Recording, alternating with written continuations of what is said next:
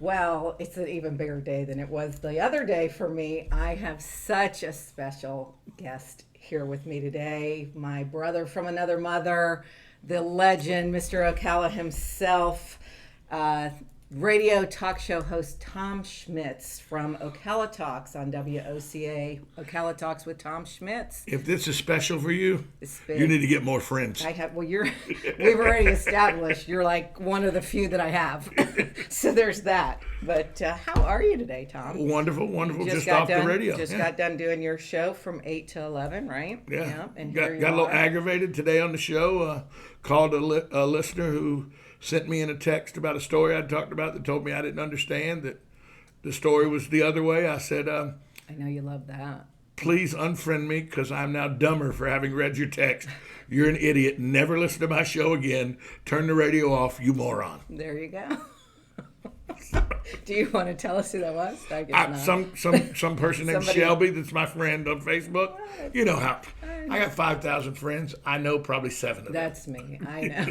I always say I have everything from governors to gang members on Me too. on my Facebook. So Me too, It's, so. it's good. It's a good thing. Adam Putnam is my friend on Facebook. Is he? So you know. Yeah, and they're we're all over the place. We're Right. we're multi-diverse, right? But Well, I know I'm cutting into your golf game, and I'm happy about that because I hope you'll consider doing this often. Cause actually my golf game game is suffering now because of back surgery and shoulder issues. Oh, so you're not playing as much as you were. I'm getting old.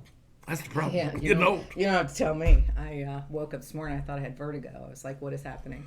But Usually when I wake up and think I have vertigo, it's because I'm hungover. no, That's well, usually me. I don't drink, but I know you don't, but I have had vertigo before, and I do not like it. It's not fun. I enjoy an adult beverage Do you? 5-6 times a day. No. You know, people say, I love going to the doctor's office, and the doctor goes, do you drink? I go, yeah, 1 or 2. They go, a week? That's pretty good. I go, no, an hour. An hour. Well, it's just like when you tell people that I don't really drink, and then they, don't believe me, and they think I'm lying. Jerry DeFoy actually took a sip of my drink. I always have something in front of Right. me, and he was like, "There's no liquor in that," and he was Imagine offended. that. He was angry with me for 2 hours. But you can after enjoy that. yourself without having to have an adult I beverage. tell people all the time I can do stupid stuff without being drunk. I've done stupid I things. don't need an excuse. Most of the stupid things I've been, prosecuted for in my life were because I was sober. Yeah. Well, yeah. And some of my poorer decisions, I was sober. So there's that. But anyway, Tom, Thanks for having me today, I am though. so happy that you're here. I like this setup. It's fantastic. Do you? Yeah. I know. I'm kind of liking it. I wonder how myself. I ended up on here after Sheila Arnett, though. I'm just, Well, just saying. did I just saying. not offer to you first? I came to you first, and you said that's cutting into my golf game. I did You say did that. say that. You So- would like to do this more than once, and I don't know if I got that in me. Well, maybe you can give me 1 day a week or 2, or I can talk you into 3. I don't Maybe. know. I don't Possibly. know. We'll see how it goes. You and I together on the radio usually enjoy each other, and we keep each other on our toes. Somebody asked me the other day, why is it you and Sue get along so well? I go, we don't. I go, Sue and I are like brother and sister. There are times when we will get after each other just like we get after everybody else in the Isn't county. that the truth? I remember one time we had this conversation, and I won't say about who, but you said, I don't know why you're friends with somebody and friends with me at the same time. And I go, I don't know why you care who I'm friends with. Mm-hmm. And we don't agree that I'm friends with the person I'm referring to, but Well, it doesn't matter. And that works both ways, Yeah, because I have a of couple course. of people that you don't care 100%. for. That, yeah, 100%. But you know what? We're grown up enough to understand that you can be friends with anybody you want, and I cannot like it, but I can't do anything about it. So then we can't be Democrats. Right. Right. That's why we're Republicans. Exactly. I don't know what's going on with my There's head. no way we could be Democrats because So, we would. Tom, let's talk about what you did last week on your show, which I was so intrigued with and didn't miss a minute. And I thought you could come here and recap that because I don't plan on having all those people here on my show. No, I was a little closer quarters here. Yeah, it's tight. I had every candidate. I reached out. Let me rephrase that. I reached out to every candidate, all 15 candidates running for mayor, city council, District 1, District 3, District 4, and District 5. Of course, so the there's mayor. 16 of them. Is that the total number? There was 15. 15 total. You know that the mayor, District 1, District 3, and District 5 were up for election. Correct. But Matt Wardell giving up the last 2 years of his seat, gave a special election for District 4. And wait, yeah, 2 more people just entered that race. They're still coming. They're still coming. There's still a chance. Yeah. And let's say this. Matt's last meeting was last Tuesday or the Tuesday Certainly. before, and we want to thank Matt Wardell because I believe that Matt was a very fine councilman. We're going to miss him on the city council.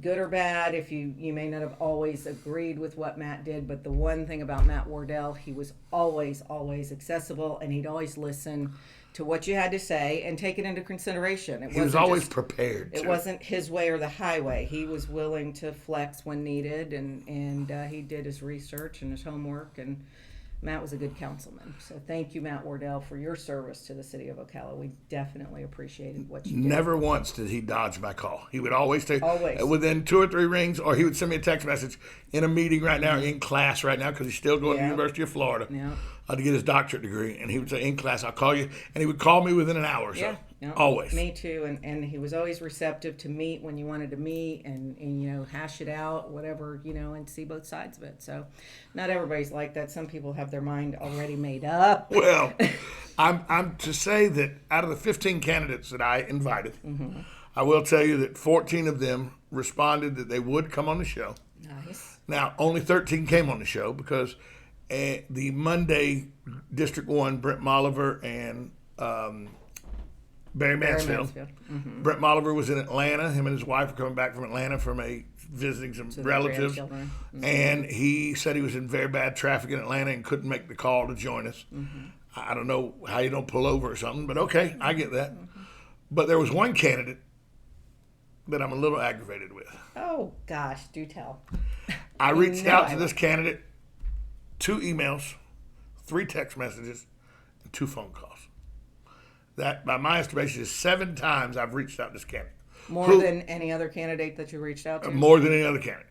Who, by the way, when I spoke with them at the Fraternal Order of Police and Ocala Fire Union combined forum that I moderated, they said more than happy to come on the show. In the subsequent weeks after that, I never heard from the candidate. Reached out 7 times to the candidate. Never got a text message. Never got a, hey, I'll get somebody to get in touch with you. Nothing from the candidate. And I'm speaking of Kristen Dreyer. I did, however, receive a call from, a text message first from her advocate, Angie Lester, who said, hey, Tom, the candidate's real busy. Can I help you with something? I got that text message. Then I go, well, I'd like to invite I called her and talked to Angie, said I'd like to invite the candidate over. So now this is 7 times the candidate once I've spoken to the advocate. She goes, well, I'll check with the candidate and get back with you. 2 weeks. The week before, the weekend before the symposium was supposed to start. So last Saturday or Sunday, I believe it was. And I got it in my text message, but I'm going to look it up right now. I got back a message from Angie Lester that said the candidates got a very busy week coming up. They're very busy. They wish they could go to every opportunity, but they can't go to every opportunity. So you're out. They told me they would not be able to make my symposium, but they would send a prepared statement if I wanted to read that on the air for them. And I responded by saying, no, I got the statement I need right here. At any time, did you actually have a conversation with the candidate herself? I have never spoken to the candidate since the night of the Fraternal Order of Police and Ocala Fire Unions. I have an issue with that, and look what we just said about Matt Wardell and how accessible he always was. And this is a city council race. It's not the governor. It's not a Senate seat. Right. It's city council. So if she's got a handler that's returning her calls and doing all her correspondence that she can't do herself, how is she going to be a hands-on city council person? Well, I would think that you would want to reach out and speak with or come on the show of the only local Marion County and all the municipalities, Ocala, Reddick, Bellevue, Denellen, Citra.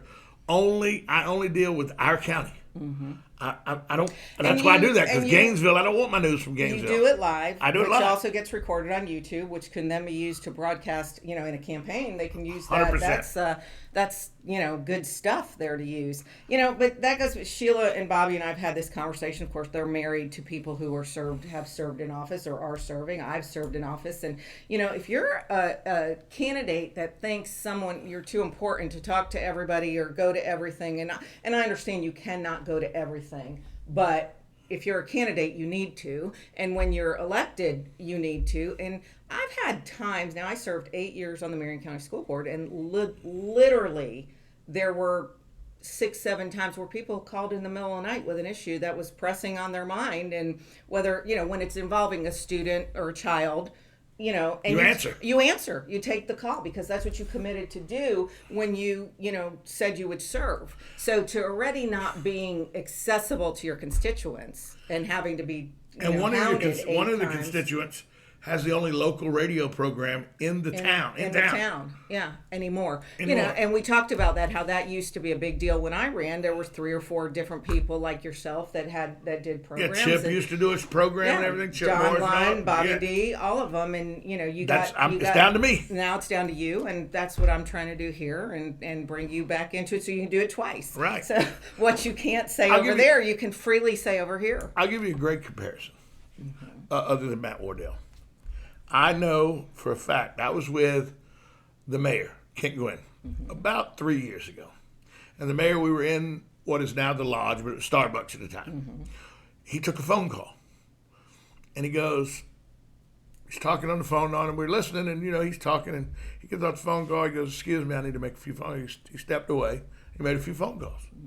He comes back, and I go, that seemed to be very important. He goes, well, to be honest with you, it's something I don't even have control over. Somebody called me. They live in the county. They don't even live in the city. But they called me with a problem. I told them I'd try to find them some help. I reached out to who I knew took care of the problem. Then I just called the person back and told them what number to call. Here's the mayor of Ocala talking to somebody who doesn't even live in the city. Their problem is not even with the city. Their issue is a county issue. But the mayor took the time to get them in touch with the right person, even though it wasn't a constituent of his in the office that he holds. And that's what you have to do. That's what we do in this town. And the mayor's not just the only one. We have, all of our elected officials will help when needed to be helped. But the thing is, when you call for the mayor, you want to talk to the mayor. And we live in a small enough town where the mayor is somebody we all know and love, and he's accessible, and that goes for the council members, the county commissioners, all of them. Jimmy Cowan and I talked about that the other day. We're very fortunate in this town, maybe because it's still a small enough town that a lot of people, the majority of people, can have personal relationships with elected officials, and that was exactly the situation with school board. There was a lot of times that it wasn't things that I could address, problems with children in the middle of the night that might have been a health issue or whatever. And, but if it was pressing enough for the parent to call. It was pressing enough for you to take the call. It was pressing enough for me to answer, because that's what I get paid to do. My wife of a month and 6 days now. You're a lucky man. When we first started dating, she said that one day, it was like the second or third day we'd been out with each other. We were on a dinner, and I had said something. I said, well, I can call the mayor. She looked at me sideways, and I called the mayor. And, his voicemail came up, but a text message came up and said, can I call you later? I said, okay. So about 35 minutes later, he calls me. And I go, Mr. Mayor, you're on speakerphone. My girlfriend's here and everything. We talk and we get what I need done. He told me who I needed to call to take care of that. So I said, thank you. I hung up, and then I called the person he said that I needed to call to take care of that. And that's the late Greg Graham, chief of police. So I called Greg, and he goes, what do you want? Whenever he looked down at my phone. You didn't get a how can I brighten your day? No, whenever he looked at my phone, I'm sure he looked at my phone and goes, oh, Schmitz again. What do you want? Now, I've known, I knew Greg for a while. So, and I took care of the problem. I hung up, and my wife looks at me and goes, now, she's my girlfriend at the time. 3-4 days we've been dating. She looks at me and goes, you were serious. The mayor and chief of police will take your call. I go, you've lived in big cities all your life. That's not going to happen in Chicago, where you're from. It's not going to happen in Houston, where you just moved from. But in Ocala, That's how we do it. It happens to And everybody can do this. And you know this better than anybody because, when you have me on your show, it's 8 o'clock in the morning and, I'm not a morning person. And even my grandchildren know the only person you get up for. Not to disturb me during coffee time. But the mayor, whenever, and usually during parade time, if he's real good about, do you need anything? Can I call anybody? He usually helps me get some, convertibles and different things for them from the car dealerships. But he'll always text me at 6:30 in the morning, and I'm the kind of person that if the mayor texts me at 6:30 in the morning, I'm going to text him back. So, you and him are about the only two people that I'll interact with, the wee hours of the morning. But, all right, well, there's something, let's talk about a couple of things that are going on in these upcoming city races. Have you seen more viciousness? Well, I feel like more viciousness is coming, but this has been for these city races. Have you ever seen this much? I don't know where all this it's stupid. This anger and angst and visceral behavior comes for a $200 a month job. For a $200 a month job, and the thing about it was, it wasn't really out there. There was no reason to start it, No. Like sometimes the candidates are bitter enemies, and then it kind of gets heated. But it wasn't even like that in this case. It was not. Most of the people, or the females, are all lovely, respectful women, but most of the men were too. All kind I just of don't decent, understand. A couple of them had a little arrogance. I saw a little angst in 2016. Which race was that? Oh, 2016, when Billy was running against Billy. The sheriff's race. No. Four of them? Billy, mayor race. He was running against Kent Gwynn. Billy, he's a banker. Billy Shield? No. Billy, who was running against Kent Gwynn? It was a young man, Billy. I forget his name now, and he'll hate me if I forget his name. And it's on my friends list, but Oh, so we're gonna go through that now. Well, but him and the mayor I don't remember. had some issues about. He sent out a hit piece of mailer on the mayor. Oh, Gilchrist. Yeah, Billy Gilchrist. I forgot about that. Where he he took a little. He caused a little angst with some things he said about the mayor's wife and kids on a mailer. Was that the one where they superimposed Kent's head on like Donald Trump on a private jet? Well. Sandra Gwynn and I were just talking about that. We were laughing. She reminded me about that. And she was like, if the guy in the picture had flip-flops on, and she goes, that's one thing. Before she even said it, I was like, yeah, I don't think I've ever seen Kent Gwynn in flip-flops. Look, I was shocked the first time I saw him at the camp, the golf tournament, the camp golf tournament. Casual shirt. And he had on khaki pant shorts. Yeah. And a golf shirt. I'm like, who are you and what you do with our mayor? Yeah. So, I literally thought he was going to show up in a 3-piece suit to play golf. It took him a long time to get casual. Yeah. He was always, dapper Dan. But that's I like that. That's the only angst I'd seen in a race. Now, I'd seen some angst on the school board meetings where I would watch on school board meeting nights where someone that I will remain nameless and some woman named Jackie would get after each other. But, other than that. I don't recall. other than that. But I just didn't. You should have seen him in the parking lot after the meeting. And I just didn't understand this year. It's not like people might not like the way Jay Musley voted or the way Brent Molliver voted on to fire Sandra Wilson. Can I get that? But it's not to the point where you should be angry and want to like physically confront people and go to people's houses and threaten, make threats. And where does that come from? How the hell did that happen? And file charges. There's already one candidate filed some grievances against another candidate with the Ethics Commission over something completely Do you think stupid. You can't win that bad that you have to go this route to do this? That's what, we brought that up the other day, and I don't, it's puzzling. It's puzzling as a candidate, I don't get that because everybody wants to win. But do you want to win at all costs? And if that's the case, then why?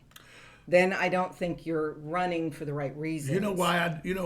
There's many reasons why I don't run for public office, and some of them are criminal and some of them are not. So everybody knows that. Truly, your closet is full. Yeah. It's like I talked about the other day. If you got something, tell me now. We'll bring it out. But the door's wide open. With you, I'd go. Yeah, we can't. There's nothing we can do with any of that. If you look, I'm like a bad show of American Pickers. Just come in the closet and look around. You know what I mean? It's open. It's come open. in. Just come look around. Yeah. But That's why I don't. But I don't run for office. Even if I had a stellar record and everything, I would never run for office because I'm a win at all cost guy. Mm-hmm. I remember one time vividly, I was playing in a pickup softball game on a weekend one time, innocuous, just nothing, and we're losing 27-3, and the guy's joking in the dugout. And I go, what's so funny? And he said something to me. I stick him on the side of the dugout. I go, I didn't know getting your head kicked in 27-3 was fun.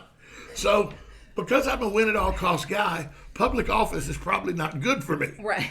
Well, I'm very competitive and certainly don't like to lose either. But I think when you're in, in a situation like running for public there office, has to be some decorum. There has to be some. And I don't have any. So the best thing is for me not to run. And I said that the other day. Some of these people, if they can't handle the pressure now, they're not going to like the pressure when they get elected. And I was sharing with somebody last night about some of the things, the accusations that, when you have somebody that doesn't like you in office, they can basically say anything you want. And I remember my daughter locked her my 9-month-old grandbaby in the car accidentally. She was getting groceries out. It happens all the time. Right. The door's shut and the baby's still in the car. And she calls me. I'm here. She's over there. I go to her. I immediately go. There's one elderly. She's standing by the car, so it's not right like she there, left the elderly child. neighbors over there. Nobody knows what to do. We called 911, and the first time they gave us, you got to call a locksmith. I called a few locksmiths I know. They said it'd be an hour or so. It was like September. It was still fairly hot, but the baby was playing, and he was still okay at this point. And we were trying everything to get the keys, get the unlock, and finally the baby started crying. And once he started crying, Grandma was done. The window gets broke. Something was happening. So I called 911, and I was like, get somebody here right away. Cal Fire Rescue came out, and they broke the window. We got the baby out. They helped us clean up the glass out of the driveway. I took some pictures. I put it on Facebook. I thanked them. 4 days later, I got a DCF officer at my door because some enemy, somebody who didn't like me on the school board, turned me in for child abuse. Right. And I didn't even lock. It was my daughter. I was like, and so I had to go through all of that. But it's just the point of people can say anything they want about you. You're a public official now. You're a public official. Once you put your name in the race, you Katie barred the door on what people can say. And if these candidates that are getting upset now and going to people's houses and screaming and yelling and making threats and filing lawsuits but they're getting upset about things that are public record. Yeah. That's what I don't understand. So how are they going to feel when they're at dinner one night and somebody approaches the table because I've had it done. Had it done. Approaches the table and says, I didn't like what you did, and you said this and you said that, and I used to get abused because I was a bad eye roller. It happens. The eye roll. You are a bad eye roller. I am a bad eye roller. You are a bad but eye roller. I got, people used to blast me in public places about that, and it's just, I've it's a been bad blasted, habit. I've been blasted in the aisles of Publix. People walk up and go, how can you say the things you're saying about... Recently, a week and a half ago in Publix, a lady walks up to me and goes, you're just such an idiot. Because I was talking to somebody, and I guess she recognized my voice or something. She goes, you're such an idiot. You're so against masks. You're killing people. I go, I'm not killing people, but if you keep in my face, it could happen. It could happen. She goes, is that a threat? And the guy in the aisle's laughing. He goes, you have to put up with this all the time, don't you? I go, there are idiots everywhere. And I just walked away from her. I know. And I'm not in the office. I'm a public figure because I'm on the radio, but I have to put up with that. It happens in the aisles of CVS. It happens in Publix. It happens everywhere. Happens sitting in a restaurant. And it's worse when you're a candidate or when you're elected. Vote against some. Case in point, there's a certain subdivision right off of Marion County that doesn't want a 7-Eleven built. The people that, let's say that comes back up and the new council members, the new council votes on it again and doesn't vote the way those people run into you in Publix. They're going to tell you about it. Yeah. And then when it's a reverse, we had a situation where a candidate went to somebody's house because of a Facebook post, but when somebody goes to their house, they're going to be, appalled and just disgusted and make it public, but it's okay for them to do it. You actually, little known fact, you actually, and I won't say who, but you actually had another elected official come to your house to argue with you one time because they didn't like what you had said or done. That is true. That is true. again, they're in for a rude awakening, a lot of these people. But let's talk about something that's been it's been mentioned, and I think it went out in a flyer or a hit piece. Two things. There's a lot of hit pieces going out, and I can't decide if it's just for the person who's sending out the mailers Who's to make digging money. all this stuff up first Is it just a money maker, and nobody realizes that somebody's getting paid for every piece of mail in the mailbox? And what do I care about somebody, like, let's say, I don't know the background of these candidates because I hadn't looked into it. But if I see a hit piece that comes out and says, like, a candidate had a bankruptcy in 2010, or a candidate got divorced in 2009, or a candidate, had a repossession in 2000, that's life. We've all had that. we've all been I there. don't understand why these hit pieces think that they're effective, because all I see is, looks like person lived a life. Yeah, they're normal. And then there's some other things that aren't, as good, and you can't really overlook. And okay, Certainly. bring that out. That should be brought out, and that's where it goes back to shows like this that should talk about it, because that's how that used to be back in the day. But what I want to talk about, they were making an issue about the three candidates that are actual contractors: Greg Steen, Yes. Barry Mansfield, and Ty Schlichter. Greg and Ty are electrical. Actually, they're subcontractors. Barry Mansfield Barry's is the a only general contractor. general contractor, and they're trying to say, do we need three contractors on council? I asked that exact question on the radio How do you last feel? week. Because I always didn't think we needed a lot of teachers on the school board. The school board. I think if you that's get a whole other story. I think but- if you get one group together that can vote as a block, and not saying they would, but contractors and subcontractors tend to think alike. Yep. Just like That's the issue. just like three, you get two or three people that are pro fire, and that's their thing, and you get too many people that want the fire department. And look, don't get me wrong, the police department and the fire department need all they can get. Absolutely.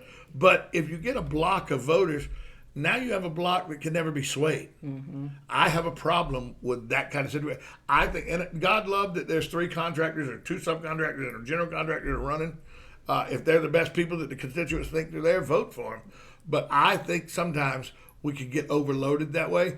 And remember, contractors, subcontractors, and real estate and horses were where our economy was in 2007, 2008. And then the largest secondary lending company in the world that was based right here in Ocala, Florida, Oh, went belly up. And we ended up as a community almost belly up as well, because we were so invested in the construction industry. If you get construction people in a big voting block, I'm worried we may go back towards being construction centered instead of a diverse economy. Yeah. And we need a diverse economy. well, and potentially, there's a realtor in the District 4 race. I mean, there could be three contractors and a realtor, and then you're top heavy gone, and those four in Ira Bethea, and that's a bad mix. People really, again, and we can't stress this enough, people really need to be more informed when they vote and who they vote for. And I'm not necessarily advocating either way. It's just it's been an issue. I'm leery of any kind of large voting block that gets sat on a council or and it's any board. It's unfortunate because they're good candidates. Right, they they're are good candidates. So how do you which I think they're intelligent enough to be diverse. You can't always have diversity because you don't get to pick who runs. They decide who won. It's people who decide they want to help the community by running. But I know now we have two subcontractors, a contractor, an insurance guy. We got three financial guys. We have a CEO of a movie company. We have a man who is an advocate for the homeless and helping the homeless. We have a man who's a small business owner who owns a fencing company. So there's a lot of diversity in there. In that one race, though. But that's that's a six district, people yeah. in District 4. Right. Yeah, so. But like in District 3, you have a banker, a small business owner, and a contractor. Right. In District 1, you have a contractor and Mr. Molliver. Right. Right. What does he do? I think he's retired. I think so, Except too. for being Yeah. a city council person. Right. And God love him, he's not making any money being a city council No, person. So he's no, giving him his time. And we appreciate in District that. 3, like we said, we had those three. District 4, very diverse. Mm-hmm. District 5, you have a businessman financial guy in Jim Hilty, and then another contractor. So, we got a lot of finance, a lot of contractors. And Jim Hilty has served before. Yes. So he could kind of be somewhat of an incumbent. Right. He knows the area. The drill. These are, And we hadn't even talked about control of the police force. Gosh, I said to Chief Balkin the other day that they're going to all be so cute in those pink polos and khaki pants when we demilitarize. And you assume that Chief Balkin will be around to see that. Yeah, I know. Don't plant any seeds. Just saying. Don't plant any seeds that we don't want to grow. I think out of the 5 races that are up, the most important race, believe it or not, is the one that has the least power. Yeah. The most important race to me, because I believe all the city council people, I believe they will adequately serve as city council members no matter which one wins. Right, I agree. I think the run for mayor is night and day. I think good for Ocala, not good for Ocala. And that's my personal feeling. I agree. I was just going to say it's a personal opinion, but I think a lot of people don't understand the magnitude of what could happen. I don't think I had both candidates on Friday. I asked them point blank, would you like to see civilian oversight of the police force? One said categorically, no, it's a terrible idea. We already have that. It's called internal affairs. Mm-hmm. The other one said, you have to hold people accountable. And the only way to hold people accountable is with community oversight, because the police have gotten out of control with their militarization and everything. So you have to have some sort of checks and balances system. Have our police department gotten out of control? And I'm not aware of that. The candidate said, not talking about our police, but in the nation it's happened, and we don't want to see it happen here. Which I think there's no chance of it happening here because of the transparency and the relationship that the chief of police, the former chief of police had, the chief of police now has, and all the people under them have with the community of Ocala. Mm-hmm. I do also, but I did agree with the one thing I agree with the candidate running against Ken Gwynn, Manolfo Corey. I do agree with her on something that I think is very important. Well, tell me. I do believe it's very important that we stop referring to West Ocala and East Ocala.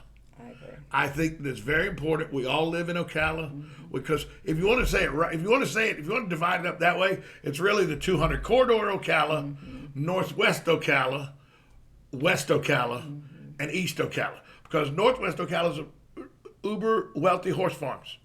200 corridor Ocala is retirees. West Ocala is a large African American contingent, and East Ocala is a large Caucasian contingent. But there's some diverse areas. Yeah. There are some diverse areas. But if you want to start dividing that up, that categorically is wrong, because we're all Ocalans. Mm-hmm. There should not be a 200 corridor. There should not be a West. Should not be a Northwest. Shouldn't be an East. We all should be Ocala. You're right about that. So how do you do away with that perception? We have to have leadership that is in charge of those the particular areas. You have to have and God love them, the retirees from 200 have to stop referring to themselves as the 200 corridor. Mm-hmm. The African American pastors, African American pastors of West Ocala have to stop referring to themselves as West Ocala. The people that live in East Ocala have to stop. I heard somebody refer to East Ocala the other day as the original Ocala.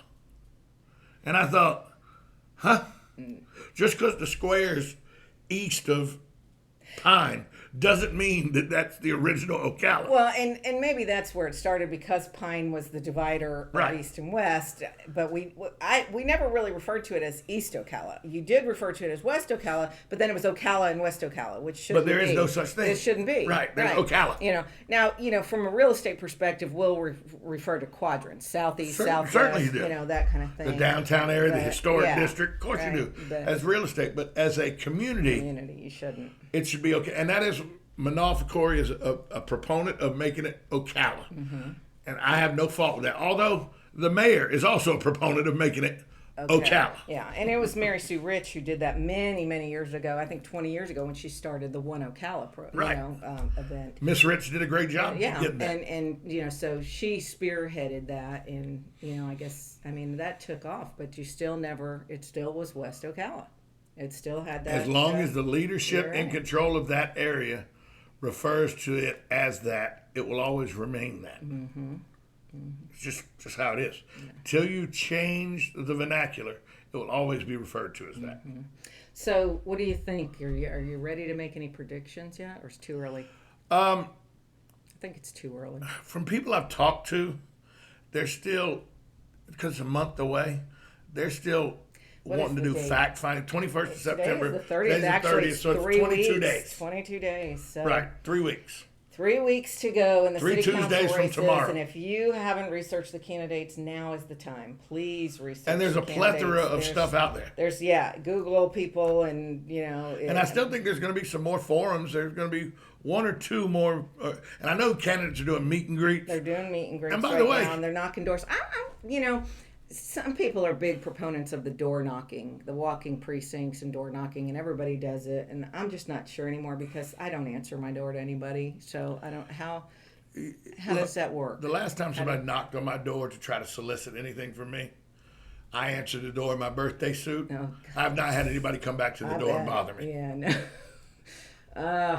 I Okay. just, so yeah, they're out walking precincts, they're knocking on doors, they're having their meet and greets, and it's still, You know where I find candidates very accessible, believe it or not. And I talked the bar? during the school board election last year. I actually talked to 4 candidates that were running. All 4 of them very willing to talk to me. And I didn't have my radio program back then. I was still doing Common Sense with Tom Schmitz just on the internet. They were all willing to talk to me, and I noticed they were willing to talk to anybody that came up and talked to them while they were out on the corners waving with their signs. I talked to Allison Campbell while she stood in front of the corner of 25th and 40. I talked to Sheila Arnett while she stood waving signs on 17th. I talked to, who else was running? There were 2 other candidates, but I talked to all of them while they were waving signs. It's funny about sign waving, and you may not recall this, but George Albright, tax collector George Albright, was actually the one who started 30 years ago when he first ran sign waving. He used to stand on the corner by the Burger King on 200 and 27th Ave with a sign that said, "I'm George." And it was genius. And George would be out there every day by himself. And, I'm George. And I'm George, and please vote for me. And, he started the sign waving craze, and then everybody was doing it. But in 2002, I used to bowl on a bowling league on Thursday mornings, and I had my 2 girlfriends, Sherry Callahan and Kathy Shuck, and we'd go out to 200 when it was booming. They were still building Oak Run, Pine Run on top of the world, so construction was crazy, and people were, A lot of activity, not like really it is now. And stand out there at the Publix, and Sherry and Kathy would pretty much wave the signs, and then I would greet everybody as they were waiting at the light. Hi, I'm Sue Mosley. Well, I used to have tchotchkes. I'd have pens because I sold. I had a marketing company. I sold all that stuff, pens and coin purses and little mirror things. And then they started asking me. They'd come. They'd be looking for me every Thursday. And really, I made some great relationships out there doing that. But You know who I have so much respect for the way they got elected? If you remember, 8 years ago, or was it 10 years ago now? Anyway, Earl Arnett ran. And Earl Arnett, everybody knew Sheila. Nobody knew who Earl was. Earl was thought of as Sheila's husband. Mm-hmm. But Earl was the hardest working man in politics. He knocked on doors. He was at every kind of event. He was at the Strawberry Festival. He was at the car show at Brewster's. He was at, if 5 people got together to play pickleball, he went and talked to them. And he was like that when he got elected, too. He was everywhere. Yes, he knocked on doors. He showed up everywhere. He made you know who Earl Arnett was. Mm-hmm. He won that election. Not because, by the way, I don't remember a whole lot of what his platform was when he ran for election. I just remember I voted for him because if somebody was going to work that hard to get elected, I felt like they probably had worked that hard once they were elected. And he was the same way once he was elected. Yeah. So, when you talk about door knocking, it still takes a commitment. That means you're out there working hard for your constituents' votes if you're door knocking. So while I won't answer the door, I still bet it's very, very useful because of it shows you're out there, you're in the community, and you care. Well, you know this, and you and I do this a lot, and that I do studies on how elections are run and things like that. So this one is going to be very interesting because a lot of money has been raised by certain candidates. For a $200 a month job. All the big money guys have gotten behind, they picked their four. For a $200 a month job. And then, you got the regular Joes out there who can't raise a ton of money and are just, they're shaking hands and kissing babies and knocking on doors and doing a grounds Earl campaign. Arnett didn't raise a bunch of money. Well, it's no different than the Mike Crimmy, Eddie Leedy. They were two totally different campaigns. Mike did 6 months and he raised almost $100,000. Eddie was a year and a half, and he had a harder time raising money. And they both lost by 1,100 votes exactly. So it'll be interesting to see with these city races because they're all being run very differently. Didn't somebody win a school board race with $1,000 and just their attitude? Me? Yeah.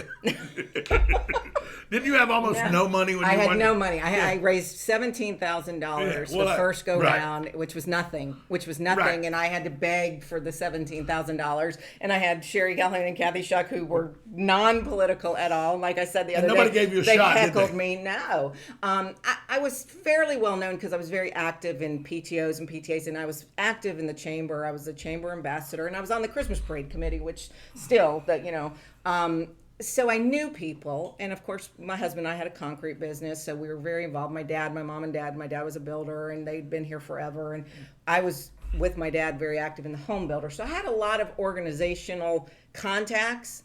But as far as, because like I said, I was 34 years old. I was running against an older lady who was the epitome of the perfect school marm, and I wasn't. And it was brutal. It was brutal for 14 months. I mean, and the people that asked me to get in ended up turning on me, Nancy, Stacy, and Kurt Kelly. And not to name drop. Threw me to the wolves and then let me hang. And you can't, when you don't have money, you can't do a lot of mailers. And they say you win these elections in the mailbox. So you have to get out and just be everywhere. Once again, I don't know that I agree with that. I know that that's tried and true. They're crafting up the mailers and everything. Mm-hmm. Do you know what I do with mailers? I don't even look at them. No, they go in a basket. Mm-hmm. They go in a basket because mailers make great ways to start fires out in the backyard. They have ink. They have the ink that's flammable and everything.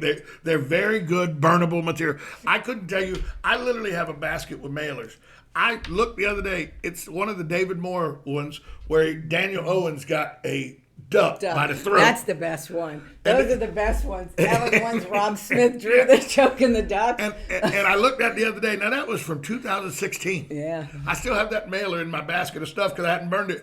And I looked at it and I go, yep, Daniel still has never been that buff in his life. Ever. But it's funny you say that because I have saved, I think, every mailer that's ever been mailed because I use them, to reference back in different things. And I was looking through some the other day because I was trying to design somebody's mailer and trying to get an idea. And I had legitimately the black and white ones that we used to send out, not like these full color. Right. No, yeah. We'd send out like this cheesy black and white with the black and white picture with the ink spots. And, they were terrible, terrible, terrible. And I remember back then just stressing over how much they cost, and now mailers are, 60, 70 cents a piece, It's ridiculous. Postage just went up. Like the right. post office keeps raising the price of stamps and like it's a secret.